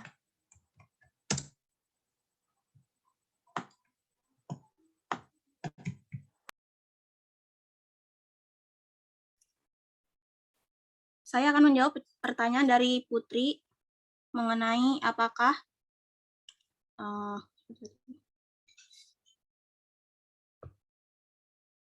merek cukup kuat untuk membuat pelanggan kembali membeli? Jawabannya adalah ya, merek cukup kuat untuk membuat konsumen kembali lagi untuk membeli karena suatu merek yang memiliki image yang baik di mata konsumen atau menjaga kepuasan konsumen dalam membeli sangat berpengaruh terhadap berlangsungnya sebuah bisnis. Banyak perusahaan berlomba-lomba mempertahankan loyalitas dan kepuasan pelanggan untuk memperluas jaringan bisnis. Karena kepuasan pelanggan tidak dapat tercipta dengan mudah karena membutuhkan proses yang cukup panjang. Namun, selain proses yang panjang, loyalitas dan kepuasan pelanggan juga dipengaruhi oleh beberapa faktor yang membuat merek itu berpengaruh,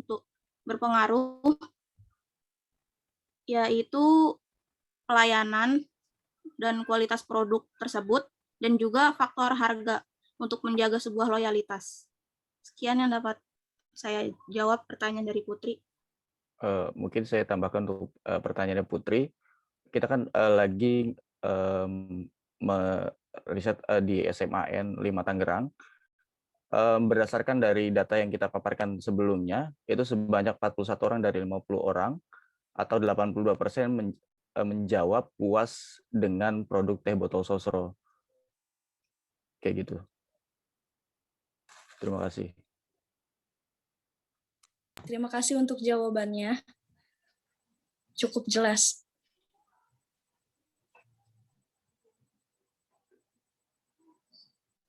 Terima kasih kepada Saudari Putri yang telah bertanya, dan terima kasih kepada Saudari Feni dan Saudara Ivan yang telah menjawab. Sambil menunggu pertanyaan selanjutnya, mungkin bisa dijawab pertanyaan dari Saudari Dahlia Indra, yaitu pertanyaannya, faktor apa saja yang menentukan loyalitas pelanggan terhadap merek teh botol Sosro? Ya, saya akan menjawab pertanyaan dari Dahlia, yaitu faktor-faktor apa saja yang menentukan loyalitas pelanggan terhadap merek teh botol Sosro. Yang pertama itu ada nilai yang terdiri dari harga dan kualitas merek. Konsumen itu tetap loyal pada merek tersebut kalau pihak perusahaan harus mengontrol kualitas merek beserta harganya. Karena pihak perusahaan harus bertanggung jawab untuk menjaga kualitas merek. Dan jika penurunan standar kualitas terjadi, maka akan menyebabkan konsumen menjadi kecewa. Lalu yang kedua ada citra merek atau reputasi merek. Merek itu memiliki citra yang baik akan menimbulkan loyalitas konsumen pada merek. Merek memiliki reputasi yang diakui, maka akan lebih mudah dipercaya oleh banyak konsumen. Lalu ada kenyamanan dan kemudahan mendapatkan merek. Faktor yang penting untuk membangun loyalitas ini terdapat pada kenyamanan dan kemudahan mendapatkan merek. Karena jika merek tersebut tidak mudah didapat, maka perusahaan dituntut untuk menyediakan produk dari berbagai merek yang nyaman dan mudah. Lalu ada kepuasan konsumen. Kepuasan konsumen merupakan perasaan senang yang dirasakan konsumen yang berasal dari perbandingan antara harapan dengan merek tersebut. Lalu ada pelayanan. Pelayanan ini juga sangat penting untuk ditawarkan oleh suatu merek dapat mempengaruhi loyalitas konsumen pada merek tersebut. Jika konsumen mendapatkan pelayanan yang kurang baik dari merek tersebut, maka konsumen mungkin akan merasa kecewa, sehingga dapat membuat konsumen akan beralih ke merek yang lain. Yang terakhir ada garansi atau jaminan. Garansi atau jaminan ini hal yang penting untuk menambah nilai terhadap merek tersebut. Garansi dan jaminan bisa diberikan kepada konsumen saat membeli produk atau merek tertentu, tidak semua memanfaatkannya. Itu cukup jelas jawabannya.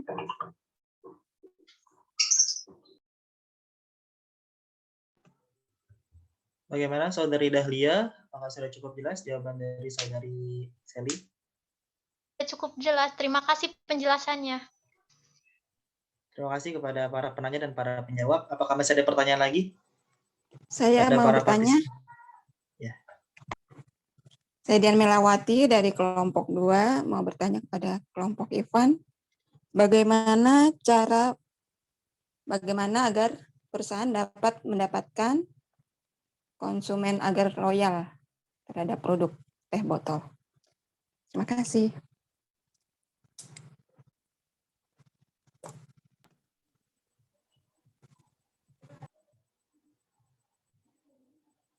Ya, mungkin dari kelompok Fendi dan kawan-kawan, jika sudah ada jawabannya, bisa langsung dijawab pertanyaan dari Saudari Dian.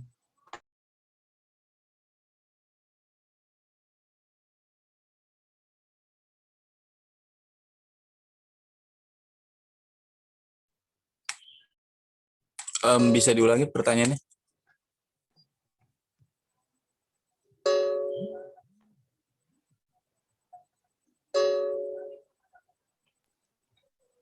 Bagaimana cara Baik. perusahaan agar mendapatkan konsumen loyal terhadap produk teh botol kita? Oke, baik.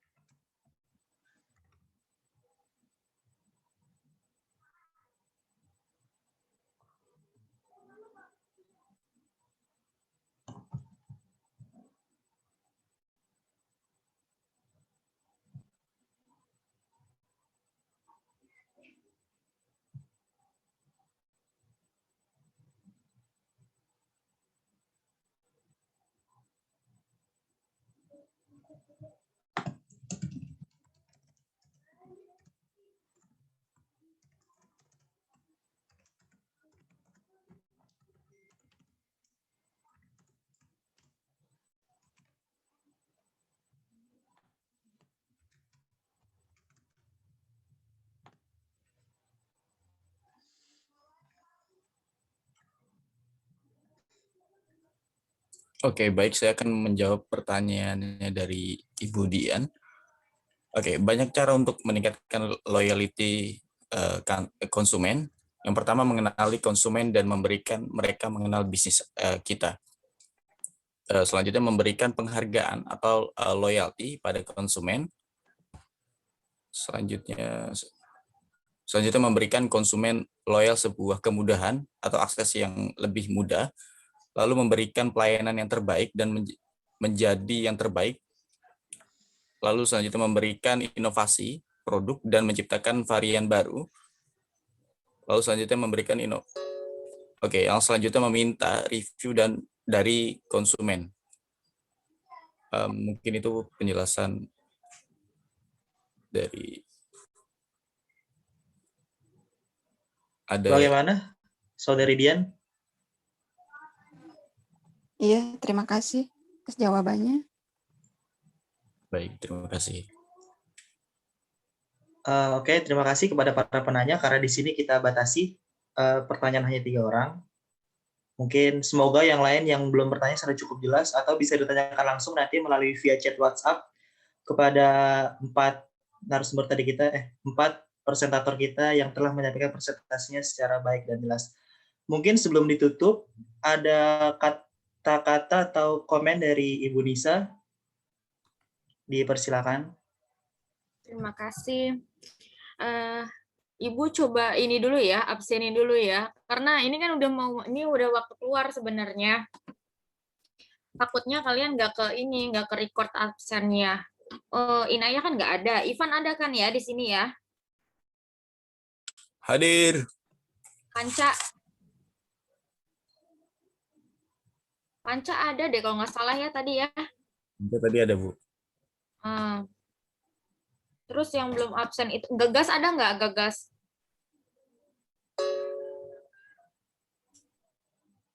Makan, Bos. Gagas ada nggak?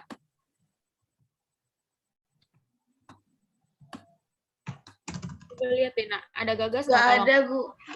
Di daftar partisipan nggak ada sih, Bu. Dia nggak masuk room. Kenapa ya dia ya? Amelia ada? Di daftar partisipan Amelia juga nggak ada.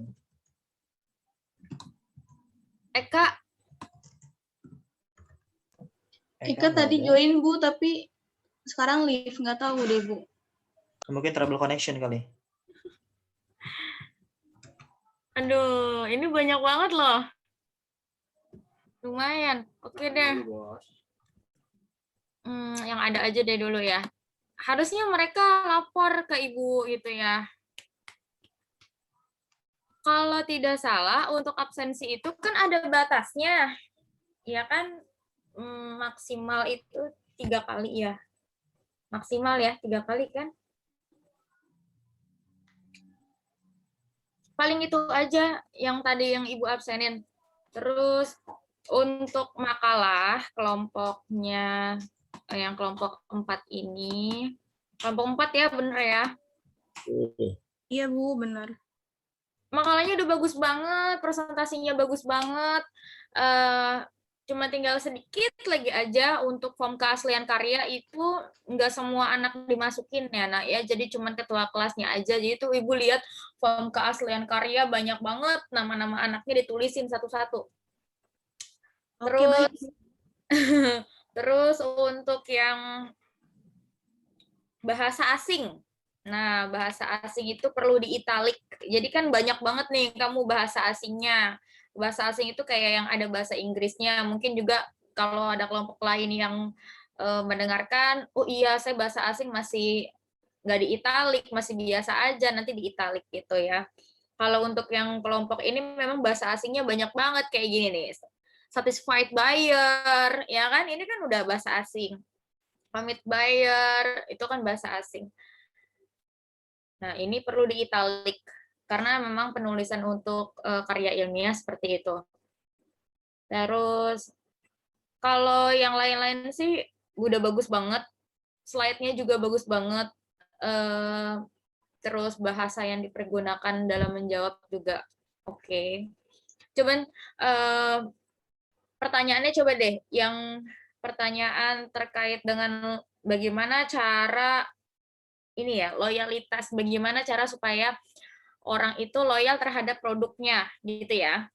Nah, sebenarnya kalau kita pengen orang lain ini secara tidak langsung itu dia loyal, balik lagi produknya harus bagus dulu nih gitu ya. Produknya ini harus bagus dulu, harus mungkin dalam hal packagingnya juga harus bagus, terus produknya memuaskan. Kalau memang ada dampak positif ya tentunya berdampak secara positif gitu ya, benar-benar sesuai dengan klaimnya. Kayak contoh ini kan, kalau ini kan minuman, ya kan, tentunya kalau minuman dari tingkat kualitas bagaimana rasanya dan segala macamnya gitu ya.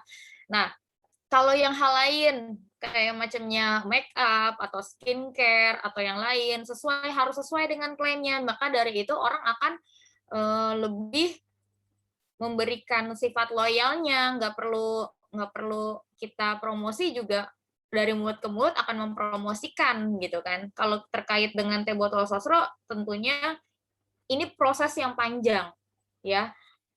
Proses yang panjang mulai dari teh botol sosro ini hanya produknya dalam kemasan kaca, botol, makanya dibilang teh botol, sampai dengan sekarang sudah kemasan kotak walaupun namanya tetap teh botol. Ada inovasi ya, terkait dengan inovasi ini sudah bertahun-tahun dilakukan. Semua juga orang berkaitan dengan brand awareness juga semua orang udah kenal ya, dan rasanya juga tentunya sudah tidak diragukan lagi ya, enak, manisnya juga mungkin berasa. Nah, mungkin kalau mau lebih bagus lagi ya, dia bisa mempertahankan dari top of mind-nya dia ini, dan orang bisa puas dengan apa yang dia telah berikan. Selain daripada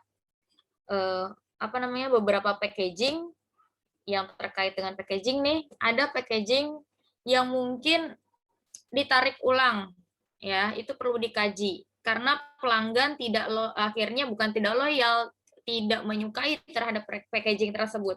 Kalau kalian tahu ada packaging yang bentuknya itu apa ya kalau ibu sebutnya ya, dibilang plastik seperti plastik tapi bukan kotak. Nah, tahu nggak?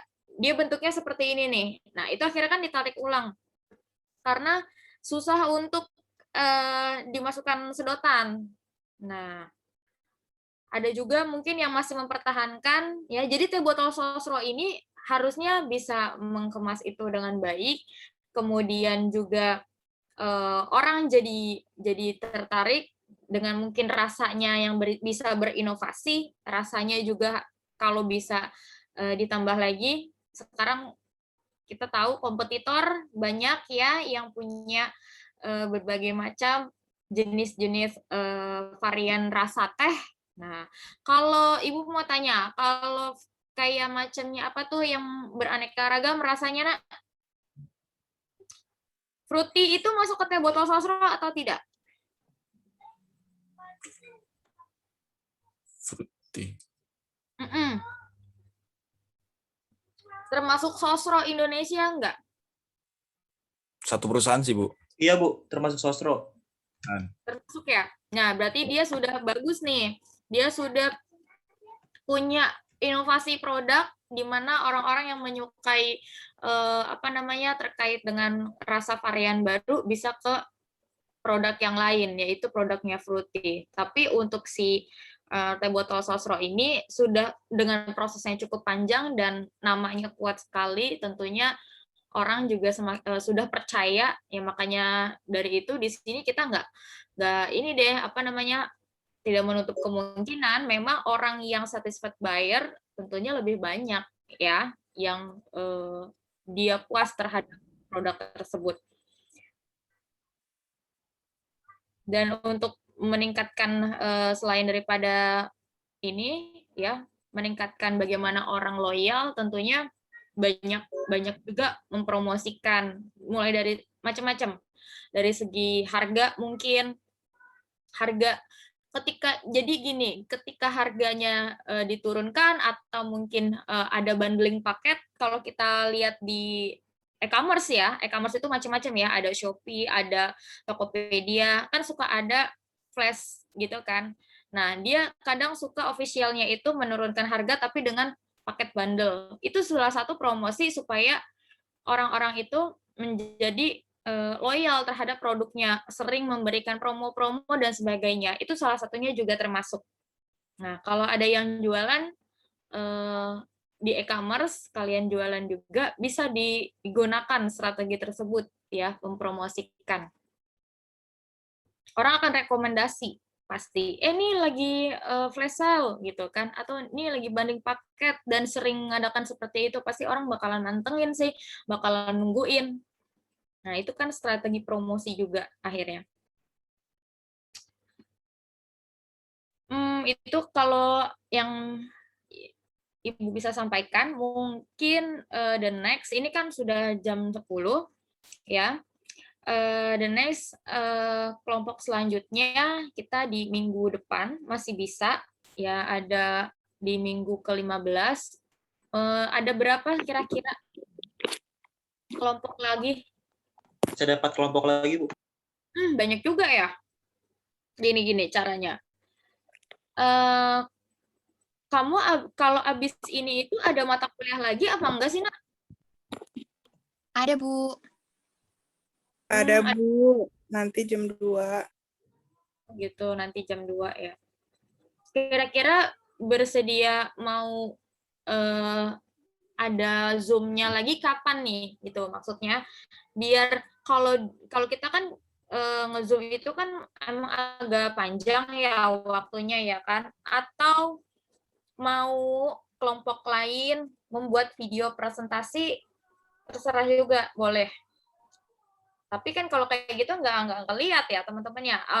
Oh gini aja, bisa juga taruh di YouTube channel ya, karena banyak. Bisa juga kalian bikin video presentasi digabungkan jadi satu, kirim via YouTube, nanti teman-temannya bisa komentar di situ.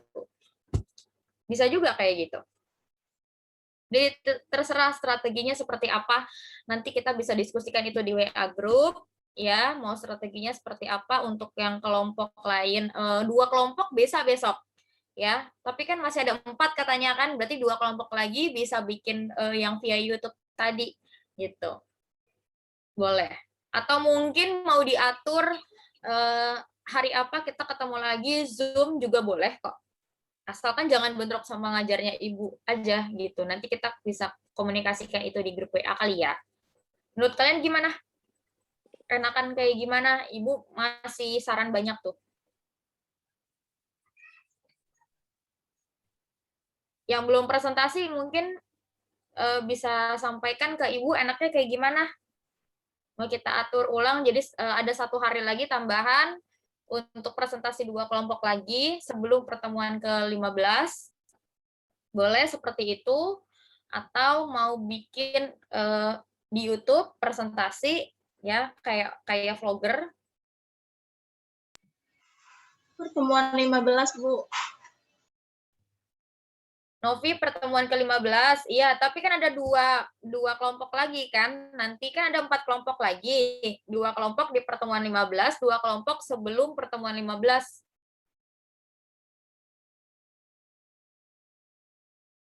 Mau dicarikan hari lain buat Zoom boleh, atau mau dengan menggunakan YouTube, nanti teman-temannya via komen di laman YouTube-nya juga boleh, terserah aja.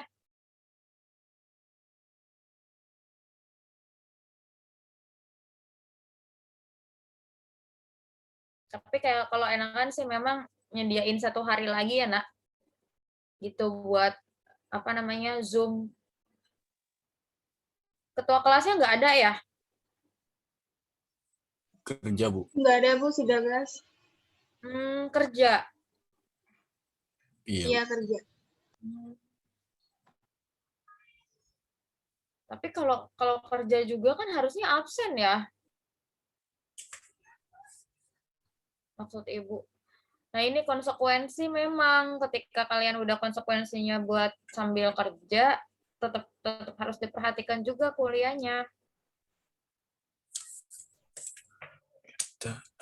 Oke, nanti diomongin lagi di ini aja ya, di grup aja ya. Nanti kita bisa tahu dari teman-teman yang lain. Ini kan nggak semuanya hadir gitu ya di grup. Ini kan bisa terlihat semuanya. Mungkin itu aja ya yang dapat Ibu sampaikan. Kurang lebihnya mohon maaf. Wassalamualaikum warahmatullahi wabarakatuh. Waalaikumsalam warahmatullahi wabarakatuh.